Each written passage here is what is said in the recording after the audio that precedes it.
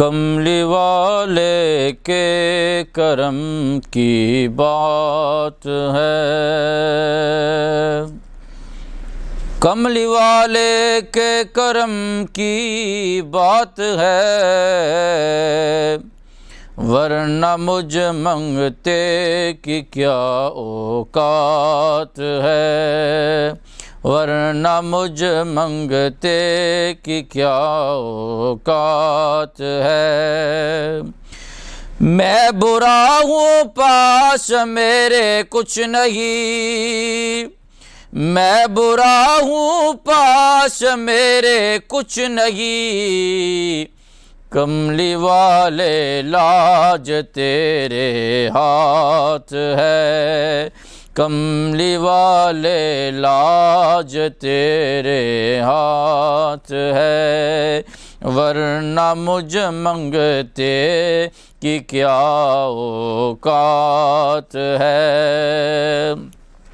میرا دنیا میں سہارا کون ہے، میرا دنیا میں سہارا کون ہے اگر تو آپ ہی کی ذات ہے اگر تو آپ ہی کی ذات ہے، ورنہ مجھ منگتے کی کیا اوقات ہے۔ بے عمل ہوں پاس میرے کچھ نہیں، بے عمل ہوں پاس میرے کچھ نہیں، لاج والے لاج تیرے ہاتھ ہے، لاج والے لاج تیرے ہاتھ ہے، ورنہ مجھ منگتے کی کیا اوقات ہے۔ مرتبہ اس کا ہے شاہوں سے بلند، مرتبہ اس کا ہے شاہوں سے بلند، جس کی جولی میں تیری خیرات ہے، جس کی جولی میں تیری خیرات ہے، کملی والے کے کرم کی بات ہے، ورنہ مجھ منگتے کی کیا اوقات ہے۔ بسم اللہ الرحمن الرحیم۔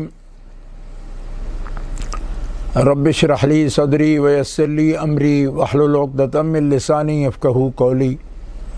الحمد للہ الذی لا مانع لحکمہ ولا ناقض لقضائہ، والصلاة والسلام علی سید انبیائہ وسند اولیائہ واحبابہ المعارضین لاعدائہ، اما بعد فاعوذ باللہ من الشیطان الرجیم، بسم اللہ الرحمن الرحیم۔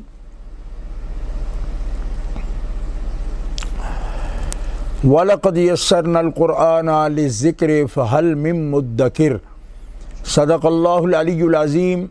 الصلاۃ والسلام علیک یا رسول اللہ وعلی آلک واصحابک یا حبیب اللہ۔ الصلاۃ والسلام علیک یا خاتم النبیین وعلی آلک واصحابک یا خاتم المعصومین۔ اللہ تبارک و تعالی جل جلالہ وعم نوالہ وعظم شانہ واتم برہانہ کی حمد و ثناء حضور قائد المرسلین سید النبیین سید العالمین امام الاولین والآخرین جناب محمد مصطفیٰ احمد مجتبیٰ صلی اللہ علیہ وآلہ واصحابہ وبارک وسلم کی بارگاہ اقدس و انور میں ہدیہ درود و سلام کے بعد، ناظرین، سامعین، برادران و خواہران،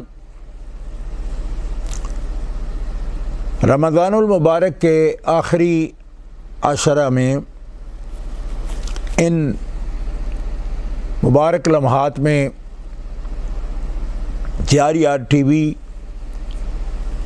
کے توسل سے آپ کے سامنے حاضر ہیں عزیز القدر علامہ محمد عمران صاحب سلمہ اور عزیز القدر محمد فیضان صاحب سلمہ. ان کی کوشش سے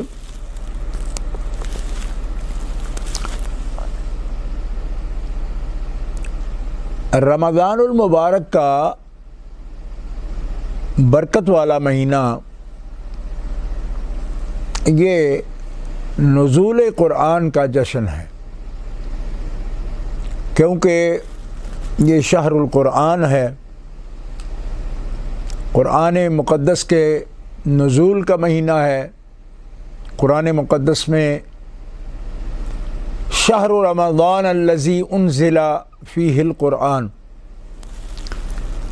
رمضان وہ مہینہ ہے جس میں قرآن نازل کیا گیا، اور پھر اسی ماہ میں وہ لیلۃ القدر ہے جس کے لیے کہا قرآن ہم نے اتارا ہے لیلۃ القدر میں. اور لیلۃ القدر کی عظمت و شان مخاطب کیا ہے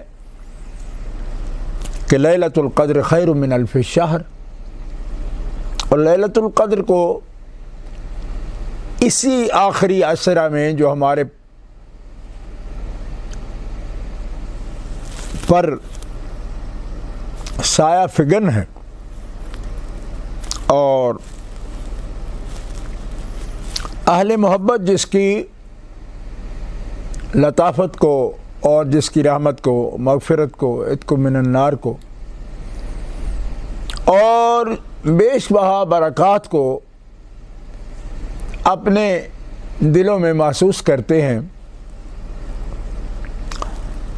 اسی آخری عشرہ کی طاق راتوں میں اللہ تبارک و تعالی نے لیلۃ القدر کو پوشیدہ رکھا ہے، جس کی کئی حکمتیں ہیں.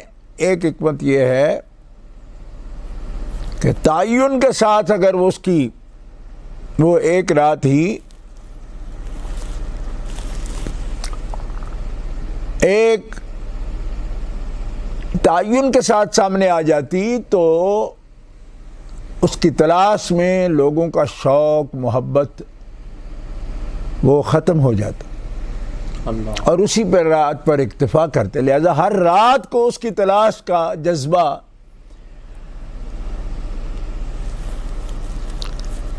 شوق اشتیاق اہل محبت کے دلوں میں شوق کا دیا جلانے کے لیے اس رات جس میں رحمتیں اترتی ہیں، برکتیں اترتی ہیں، مغفرت ہوتی ہے، بخششیں اترتی ہیں، تو طاق راتوں میں اہل محبت اس کی تلاش میں رہے. اور اہل محبت اس لذت سے واقف ہیں کہ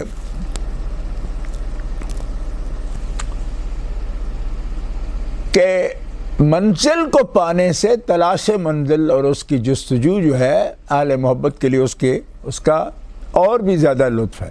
اللہ، جیسا کہ کسی شاعر نے لکھا نا، اس وقت مجھے بھٹکا دینا جب سامنے منزل آ جائے.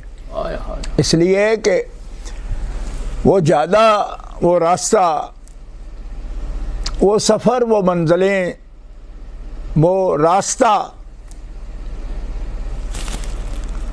اس پہ پڑاؤ کرنا، پھر چلنا، پا شکستہ ہونا، پھر چلنا، آبلا پا ہونا، پھر چلنا، اور چلتے رہنا. عاشق کے لیے منزل سے بھی زیادہ لذت اس سفر میں ہے. لہذا اس محبت کو، اشتیاق کو اور اس طلب کو اور زیادہ اہل ذوق کے لیے بڑھانے کے لیے اس کو پوشیدہ رکھا گیا تاکہ اس کی جستجو میں لگیں، اس کی تلاش میں لگیں. محترم حضرات، ہم اور آپ اللہ تعالیٰ کے فضل و کرم سے، اس کی رحمت سے رمضان المبارک کی ان مقدس گھڑیوں میں صحت و سلامتی کے ساتھ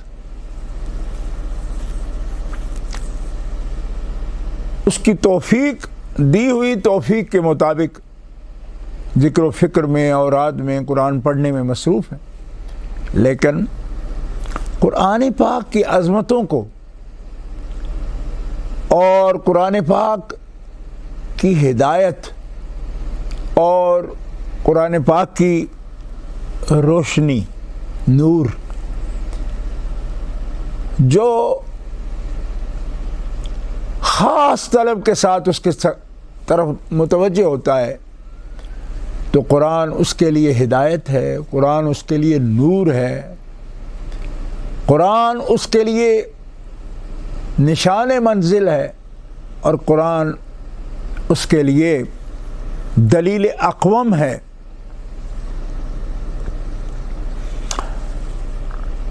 اور جو شخص قرآن کو طلب خاص کے ساتھ اس کی طرف متوجہ نہ ہو اور قرآن کی ہدایات پر عمل پیرا نہ ہو،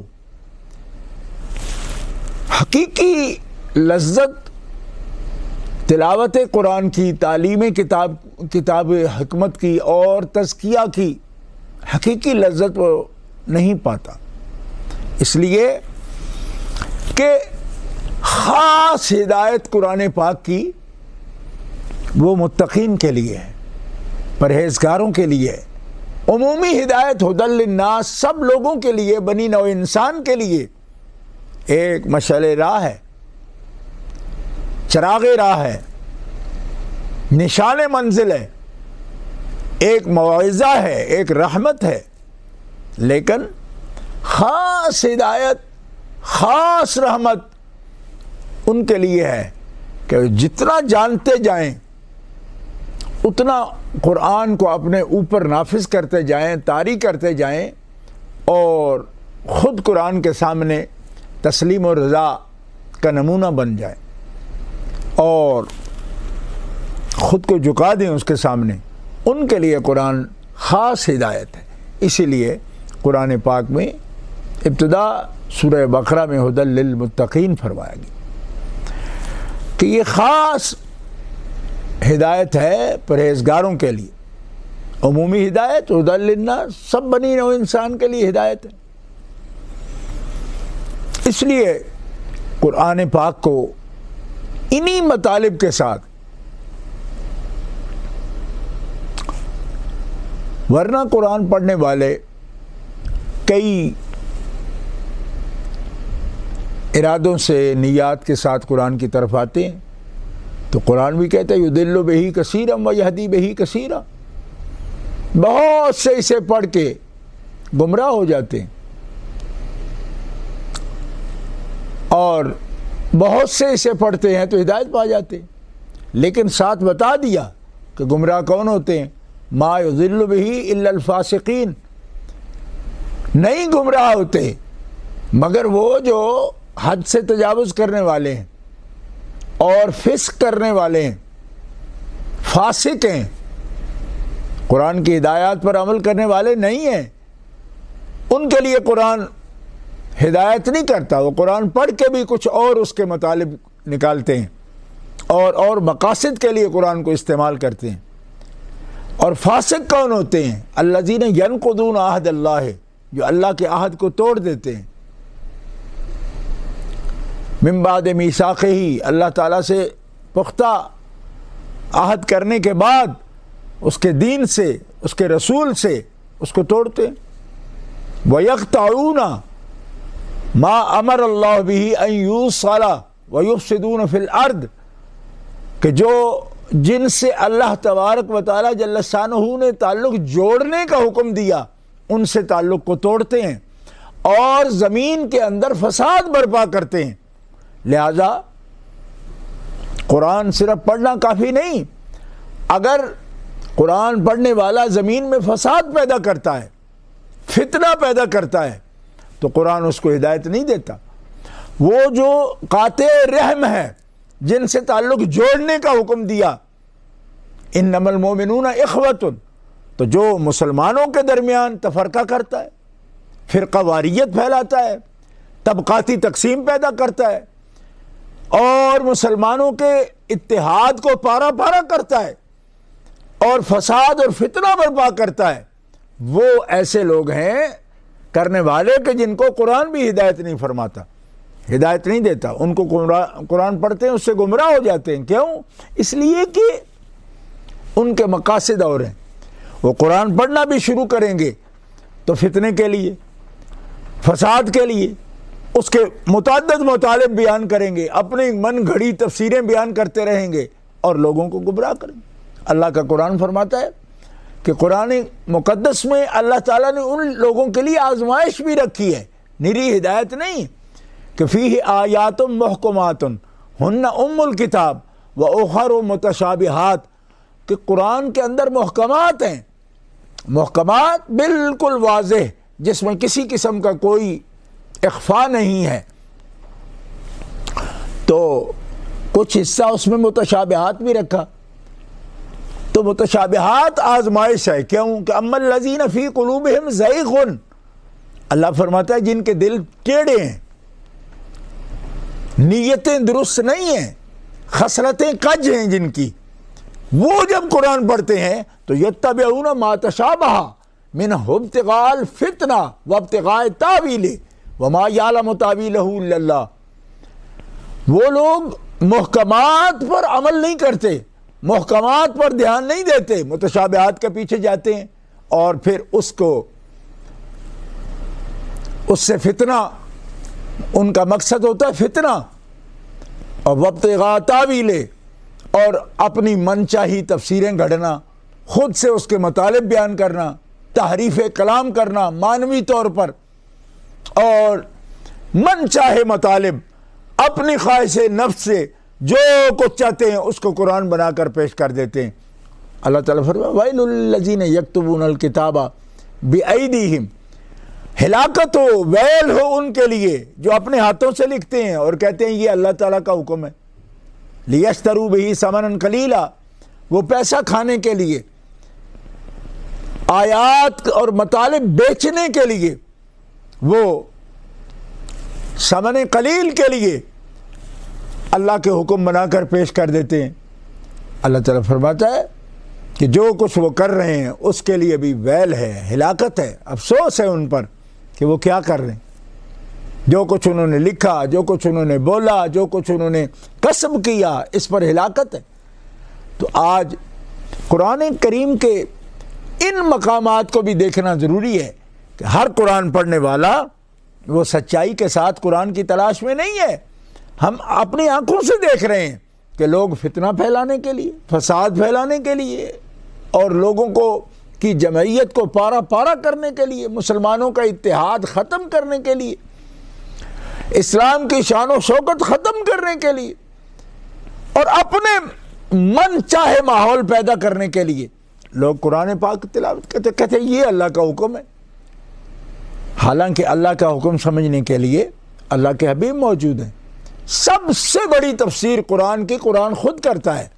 کہیں اگر کوئی کسی کو اس کی سمجھنے میں کوشش ہو رہی ہے تو قرآن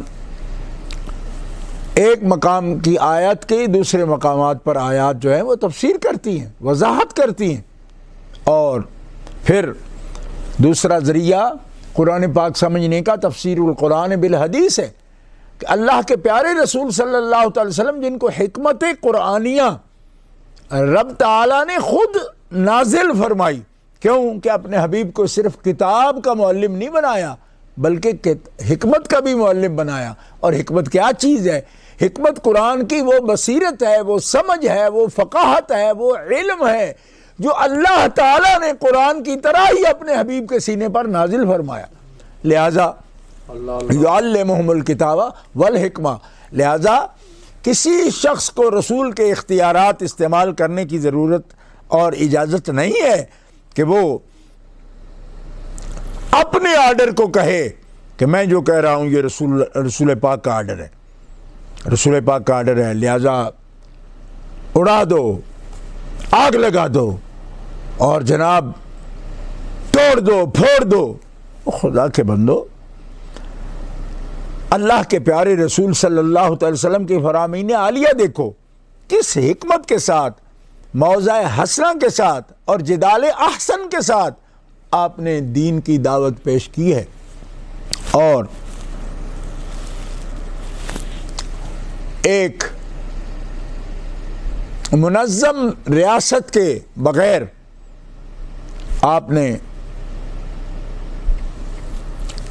کفار کی سختیوں کا بھی جواب نہیں ارشاد فرمایا۔ مکی زندگی کے احوال دیکھ لیجیے، مدنی زندگی میں جب تک ایک منظم ریاست وجود میں نہیں آئی تب تک اللہ تعالیٰ نے اجازت نہیں فرمائی۔ اس لیے چھوٹے چھوٹے گروپوں کا اپنی من چاہی تفسیریں بنا کر قوم کو لڑا دینا، بھڑا دینا، مسلمانوں اہل حق اور کلمہ گو لوگوں کی گردنیں کٹوا دینا، توڑ پھوڑ کر دینا، فساد پیدا کرنا، اور اس کو قرآن کہنا، اس کو قرآن اور سنت کہنا، یہ ان کے اپنی من چاہی وہ تفسیریں، جس کو قرآن نے کہا کہ اما الذین فی قلوبہم زیغ فیتبعون ما تشابہ منہ ابتغاء الفتنہ وابتغاء تاویلہ وما یعلم تاویلہ الا اللہ۔ حالانکہ وہ اس کے مطالب کو سمجھتے ہی نہیں، کیونکہ اس کے مطالب کو سمجھتا تو اللہ تعالیٰ ہے، اور اللہ تعالیٰ نے اللہ اکبر اس کا مصدر اور اس کا محبت اور اس کا سینہ، جس کا سینہ علم نشرح لک صدرک کا سینہ ہے، اس حبیب کو قرآن کے مطالب سے آگاہ فرمایا، اور اس حبیب پاک صلی اللہ علیہ وسلم کی ہر منزل پر، ہر آیت پر، ہر قرآن کے ظاہر و باطن پر ضرورت ہے کہ قرآن کو سمجھا جائے نبی کریم علیہ السلام کے علوم پاک کی روشنی میں، کہ جن کو اللہ نے دار الحکمت اور اللہ تبارک و تعالیٰ نے ان کو روشنی سے، نور سے مجلہ اور منور فرما دیا۔ من یؤت الحکمت فقد اوتی خیرا کثیرا، جسے حکمت عطا فرمائی گئی اسے خیر کثیر عطا فرمائی گئی، اور حضور کو نہ صرف یہ کہ حکمت کا خزانہ بنایا گیا، بلکہ حکمت کا معلم، خود ہی وہ حکمت والے نہیں بلکہ حکمتیں تقسیم فرمانے والے۔ اسی لیے فرمایا آنا دار الحکمت وعلی بابها، میں حکمت کا شہر ہوں، اور حکمت کے شہر کا دروازہ علی مرتضیٰ شیر خدا اسد اللہ الغالب کرم اللہ تعالی وجہہ الکریم، اور انا مدینۃ العلم وعلی بابها، میں علم کا شہر ہوں اور علی اس کا دروازہ ہے۔ تو یہ سلسلہ من اراد العلم، جو علم کا ارادہ کرتا ہے وہ دروازے کے پاس آئے، دروازے سے اندر داخل ہو جائے، دروازے سے آئے اور حکمت کو حاصل کرے، حکمت کی خیرات حاصل کرے، اور علم کی خیرات حاصل کرے، علم کے انوار حاصل کرے، خود کو بھی منور کرے اور پھر روشنی دے، ظلمت نہ بانٹے۔ کیوں؟ اس لیے کہ ظلمتوں سے تو نکالنا قرآن اور صاحب قرآن کی شان ہے، یہ ظلمت ڈالنے کے لیے نہیں آئے، یہ ظلمت نکالنے کے لیے آئے ہیں اور انوار کی طرف لانے گے، نور کی، یخرجہم من الظلمات الی النور۔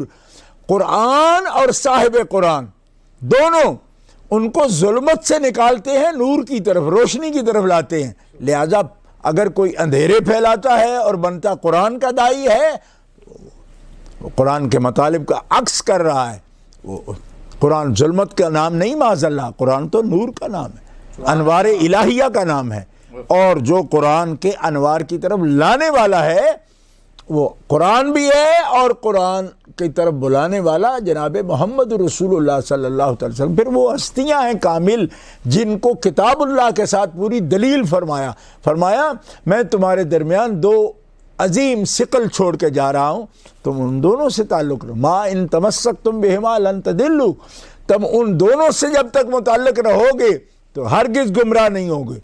اور وہ کیا ہے؟ فرمایا ایک اللہ کی کتاب ہے اور ایک میرے اہل بیت اطہار ہے، دونوں سے تعلق رہے گا تمہارا تو پھر تمہیں گمراہ نہیں ہوگے ہرگز۔ محمد رسول اللہ صلی اللہ علیہ وسلم اس کی ضمانت عطا فرما رہے۔ اور پھر خاص جس ہستی کے لیے یہ ارشاد فرمایا کہ اس کا قرآن سے کبھی تعلق ٹوٹنے والا نہیں، وہ کون ہے؟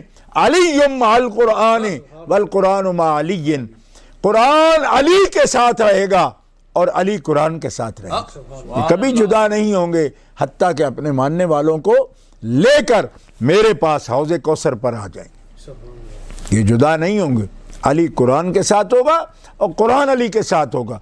اسی لیے نبی صلی اللہ تعالی علیہ وسلم نے ان کے لیے دعا فرمائی، قرآن حق ہے، قرآن ہدایت ہے، اور علی ہدایت کا وہ بلند مینار ہے کہ فرمایا اللہم ادر الحق،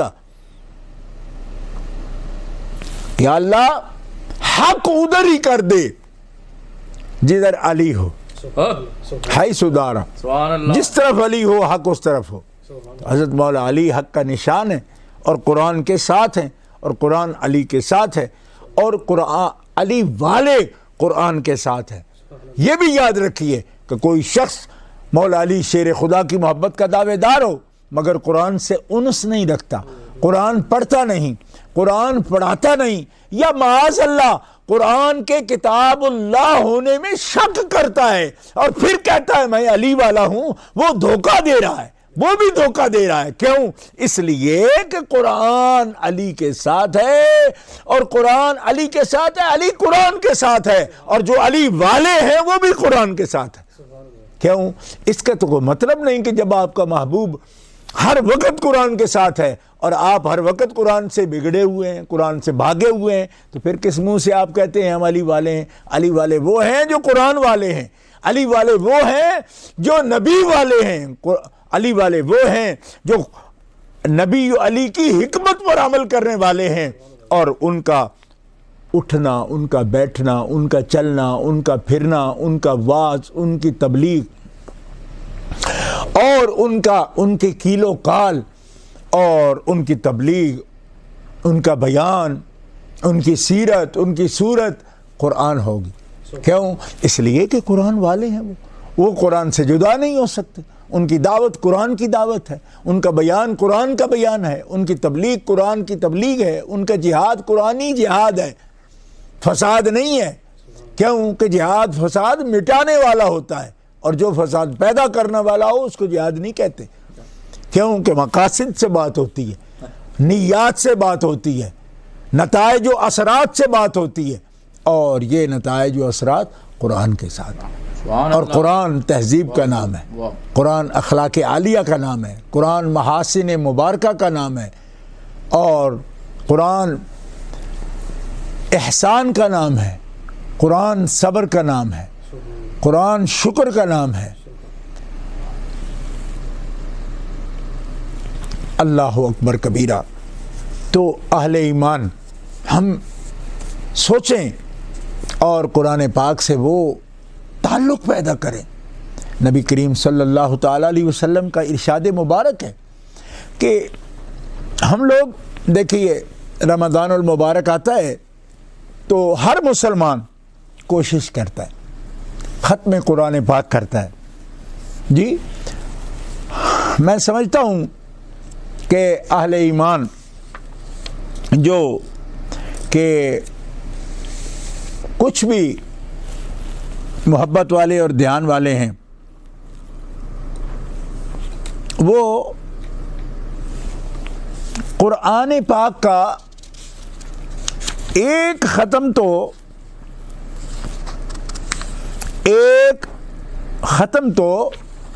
یعنی مکمل قرآن پاک تکمیل اپنا تلاوت قرآن پاک کی ایک تو تقریباً ہر مسلمان کرتا ہے،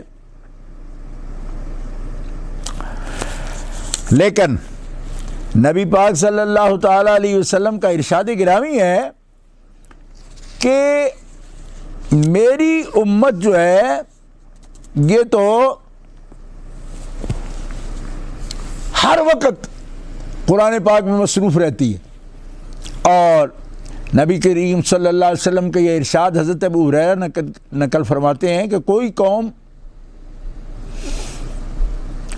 جو اللہ کے گھروں میں سے کسی گھر میں اکٹھے ہو کر تلاوت کلام پاک اور اس کا دور نہیں کرتی، یعنی قرآن پاک دور سے پڑھتے، ایک پڑھتا ہے دوسرا پڑھتا ہے، ایک دوسرے کو سنا رہا ہے، دوسرا پہلے کو سنا رہا ہے،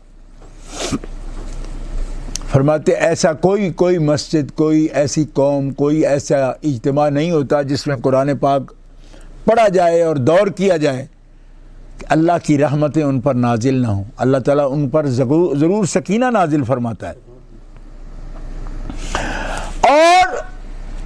وہ جتنا بھی ہلکا ہوتا ہے رحمت ان کو ڈھانپ لیتی ہے، اللہ سبحان اللہ، گھیر لیتی ہے، اور ملائکہ رحمت ان کو گھیر لیتے ہیں۔ اور ان بندوں کا ذکر اللہ تعالیٰ اپنے ملائکہ کی مجلس سجاتے ہیں اور اس میں اپنے ان بندوں کا ذکر کرتے ہیں جو قرآن کی تلاوت کرتے ہیں۔ ایک حدیث پاک میں پیارے رسول صلی اللہ تعالیٰ علیہ وسلم نے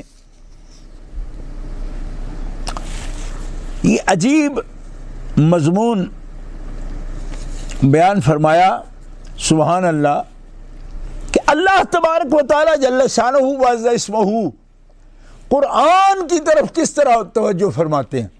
نبی پاک صلی اللہ تعالی وسلم کا یہ ارشاد امام ابن ماجہ رحمۃ اللہ علیہ نے سنن ابن ماجہ میں نقل فرمایا۔ حضرت فضالہ ابن عبید اس حدیث کے راوی ہیں، فرماتے ہیں رسول اللہ صلی اللہ علیہ وسلم نے فرمایا کہ جس طرح کوئی شخص مغنیہ گانے والی کو مستقل طور پر اس کے اچھی آواز کی وجہ سے گانے والی لونڈی خرید لیتا ہے تاکہ اس کا گانا سنوں گا، اور اس کی بھاری قیمت دیتا ہے کیونکہ اس کی آواز سریلی ہوتی ہے، اچھی ہوتی ہے۔ نبی پاک صلی اللہ علیہ وسلم فرماتے ہیں جس طرح اس مغنیہ کا خریدنے والا کتنے دھیان سے اپنی لونڈی کی اچھی آواز کو سننے کے لیے منہمک ہوتا ہے، توجہ کرتا ہے اس کی طرف، کیونکہ قیمت بھری ہوتی ہے نا۔ جی رسول اللہ فرماتے ہیں اللہ اشد اذنا الی قارئ القرآن من صاحب القینۃ الی قینتہ، جس طرح قیمتی لونڈی خرید کر گانے والی لانے والا اس کے گانے کی طرف توجہ کرتا ہے، اللہ مالک جل وعلا اس سے بھی زیادہ شدت کے ساتھ جب قاری قرآن پڑھتا ہے تو اللہ اس کی طرف توجہ کرتا ہے کہ یہ میرا کلام پڑھ رہا ہے۔ سبحان اللہ سبحان اللہ سبحان کیوں؟ اللہ، کہ گانے کی آواز کی طرف فطرتاً بندہ متوجہ ہو جاتا ہے، اور جو متوجہ نہیں ہوتا وہ شرعی طور پر نہیں ہوتا، کیونکہ دین نے منع کیا ہے، ٹھیک ہے، کہ مغنیہ کی آواز نہ سنو، تو وہ پھر نہیں سنتا۔ اچھا، اور جب گانے والی اپنی مملوکہ ہو یعنی خریدی ہوئی ہو تو اس کا گانا سننے میں تو حرج نہیں، سن سکتا ہے بندہ، ٹھیک ہے۔ اللہ اکبر، فرمایا جب اس کا انہماک ہوتا ہے نا اس کی طرف، تو سبحان اللہ، تو خالق و مالک جل وعلا اس سے بھی زیادہ انہماک کے ساتھ یعنی کامل توجہ کے ساتھ، لہذا قرآن پڑھنے والوں کو بھی یہ خیال ہونا چاہیے اس حدیث کی روشنی میں کہ وہ یوں نہ سمجھیں کہ ہم صرف لوگوں کو سنا رہے ہیں، بندوں کو سنا رہے ہیں۔ قرآن مالک و خالق خود دھیان سے سنتا ہے۔ اب اندازہ فرمائیے جب پتہ چل جائے کہ مالک سن رہا ہے تو پڑھنے والے کی کیا کیفیت ہوگی، اللہ اللہ، کس خشوع سے پڑھے گا سبحان اللہ، کہ میں صرف بندوں کو نہیں سنا رہا، میں تو اپنے خالق و مالک جل وعلا کو سنا رہا ہوں۔ اللہ اکبر، کہ میرے سامعین صرف انسان نہیں، اللہ بھی میرا سامع ہے، وہ بھی سن رہا ہے، اللہ سمیع بھی میرا قرآن سن رہا ہے۔ سبحان اللہ، اللہ اکبر۔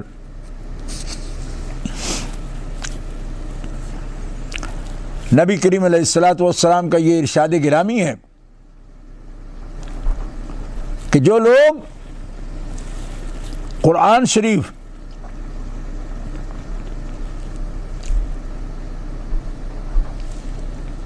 پڑھتے ہیں اور دل سے پڑھتے ہیں، دل سے پڑھتے، نبی پاک صلی اللہ علیہ وسلم سے حضرت انس روایت کرتے ہیں کہ رسول اللہ پاک صلی اللہ علیہ وسلم فرمایا ان للہ اہلینا من الناس قالوا من هم یا رسول اللہ، اللہ پاک کے کچھ خاص اہل بندے ہیں، خاص گھر کے لوگ ہیں. یا رسول اللہ وہ کون ہیں؟ خاص گھر ہے اللہ کا، اللہ کے گھر کے لوگ ہیں، وہ کون ہیں؟ فرمایا وہ ہے اہل القرآن ہم اہل اللہ و خاصتہ. امام نسائی اور امام ابن ماجہ اس حدیث کو نقل کر رہے ہیں. فرمایا وہ ہیں قرآن پڑھنے والے، وہ اللہ والے ہیں اور اللہ کے خاص ہیں جن کی زبانوں پر ہمیشہ رب کا کلام رہتا ہے. سبحان اللہ، سبحان اللہ. لوگ پوچھتے ہیں ہم سے اللہ اکبر کہ اللہ والے نہیں ملتے، کوئی اللہ والا مل جائے. حضور بتا رہے ہیں کہ اللہ والے وہی تو ہیں جو قرآن پڑھتے ہیں، جن کی زبانیں تر رہتی ہیں ہر وقت قرآن سے، وہی اللہ والے ہیں. تم کن اللہ والوں کو تلاش کر رہے ہو جنہوں نے صرف بورڈ لگا رکھا ہو کہ ہم اللہ والے ہیں؟ بورڈ لگانے سے اللہ والے نہیں ہوتے. اللہ والے ہوتے تو اللہ کے کلام والے ہوتے ہیں، اللہ رحمان والے ہوتے ہیں، کلام والے ہوتے ہیں، رمضان والے ہوتے ہیں اور صاحب قرآن کی محبت والے ہوتے ہیں. سبحان اللہ، سبحان اللہ. وہ اللہ والے ہوتے ہیں. اور نہ صرف اللہ والے ہیں بلکہ اس کے خاص، جس گھر میں قرآن پڑھا جائے فرمایا یہ خاص گھر ہے میرا، یہ اہلین ہے میرے. اللہ اکبر. سبحان اللہ. اور پھر سبحان اللہ، یہ بات بہت قابل دھیان ہے کہ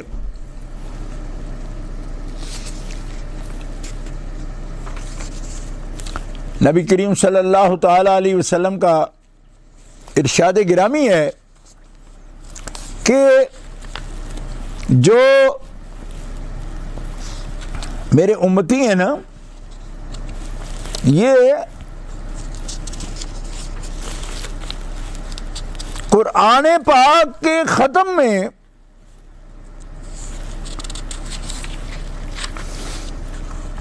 یعنی قرآن پاک پڑھیں اور پھر قرآن پاک کی منزلوں کو ختم کریں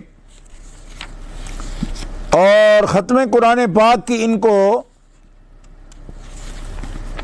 جلدی ہو، ایسے نہیں ہے. بلکہ آپ نے فرمایا کہ یہ تو وہ لوگ ہیں کہ جو ختم قرآن پاک کرتے ہیں تو ختم کر کے آخری آیت پر یعنی قل اعوذ برب الناس مالک الناس الہ الناس من شر الوسواس الخناس یہ پڑھتے ہیں نا، تو اس پر ختم نہیں کر دیتے بلکہ پھر اس کی ابتدا کر دیتے ہیں. ادھر والناس پڑھا، ادھر سورہ بقرہ، سورہ فاتحہ سے سورہ بقرہ پھر پڑھنے شروع کر دی. بے شک، سبحان اللہ. ٹھیک ہے، تاکہ یہ قرآن پاک سے بھی عہد کر رہے ہوتے ہیں کہ ختم کا مطلب یہ نہیں ہے کہ اب اس کے بعد ہم نے تیری طرف آنا ہی نہیں ہے، بلکہ ابھی شروع کر کے بتا رہے ہیں کہ ہم وہ نہیں ہیں جو مرحلہ ختم ہوا اور بات ختم، فرمایا پھر سے شروع کرنے والے، ابھی ختم کرنے والے، ابھی پھر سے شروع کرنے والے. اسی لیے مسلمان جو ہے دوبارہ سورہ بقرہ والناس کر کے پھر سورہ بقرہ سے مفلحون تک پڑھتے ہیں. لیکن مفلحون تک جو پڑھنا ہے، اولئک هم المفلحون تک، اس کو بھی ایک اس قسم کا نشان جو ہے نہ بنایا جائے کہ صرف اسی تک پڑھا جائے، بلکہ مکمل طور پر یہ بتایا جائے کہ قرآن پاک کبھی سلسلہ رکنے والا نہ ہو، ایک مرحلہ مکمل ہو تو اگلے مرحلے میں پھر داخل ہوا جائے. اسی طرح اللہ اکبر اس کے نیکیاں ہیں کہ نبی کریم صلی اللہ علیہ وسلم فرماتے ہیں، حضرت عبداللہ ابن مسعود رضی اللہ تعالیٰ عنہ راوی ہیں کہ جو شخص کتاب اللہ ایک حرف پڑھے اس کے لیے ایک نیکی ہے، اور ایک نیکی کا اجر اللہ تعالیٰ 10 نیکیوں کو برابر عطا فرماتا ہے. اور میں نہیں کہتا کہ الف لام میم ایک حرف ہے، بلکہ الف ایک حرف ہے، میم ایک حرف ہے اور لام ایک حرف ہے۔ امام ترمذی رحمۃ اللہ تعالی علیہ نے اس حدیث پاک کو کی تخریج فرمائی کہ حضرت، اس کا مطلب یہ ہے کہ الف اور لام میم جس نے 3 حرف بھی پڑھے ہیں تو یہ نہیں کہ اس کو 10 نیکیاں ملی ہیں، الف کی 10، لام کی 10 اور میم کی 10، 30 نیکیاں اور 30 گناہ معاف ہوتے ہیں اور 30 درجے بلند ہو جاتے ہیں۔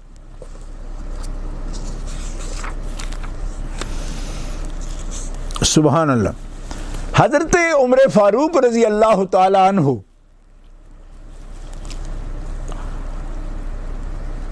نبی کریم صلی اللہ تعالی علیہ وسلم کا یہ ارشاد نقل کرتے ہیں، فرما رہے ہیں، روایت فرما رہے ہیں کہ حق تعالی جل شانہ فرماتا ہے، ہاں رسول پاک فرماتے ہیں کہ ان اللہ یرفع بہذا الکتاب اقواما ویضع بہ آخرین، کہ اللہ تعالی قرآن پاک کے ذریعے کتنے ہی لوگوں کو بلند فرما دیتا ہے، رتبے بلند فرما دیتا ہے، اور ان قوموں کو اللہ تعالیٰ عروج عطا فرما دیتا ہے۔ وَيَضَعُ بِآخَرِينَ، اور قرآن سے دوری کی وجہ سے، قرآن پر عمل نہ کرنے کی وجہ سے، قرآن سے تعلق توڑنے کی وجہ سے کتنے قوموں کو ذلیل کر دیتا ہے۔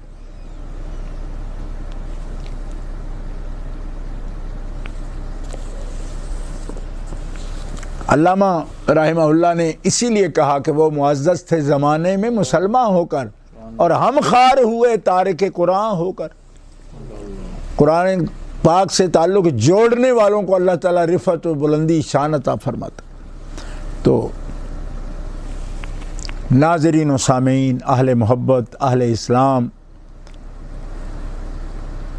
شہر رمضان ہمارا تعلق قرآن سے جوڑنے آتا ہے، تو یہ ٹوٹنا نہیں چاہیے۔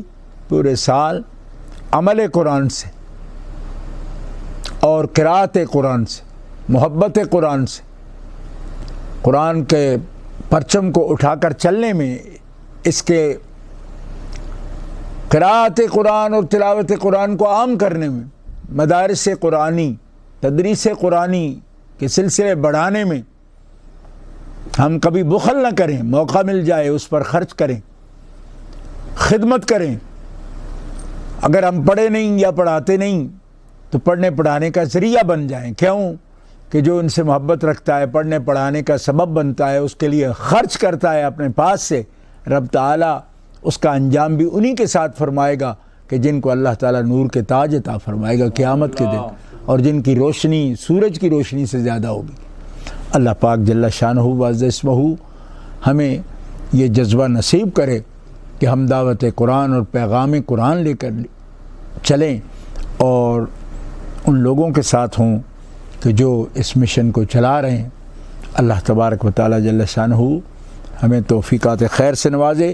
سبحان ربک رب العزت عما یصفون وسلام علی المرسلین والحمد للہ رب العالمین۔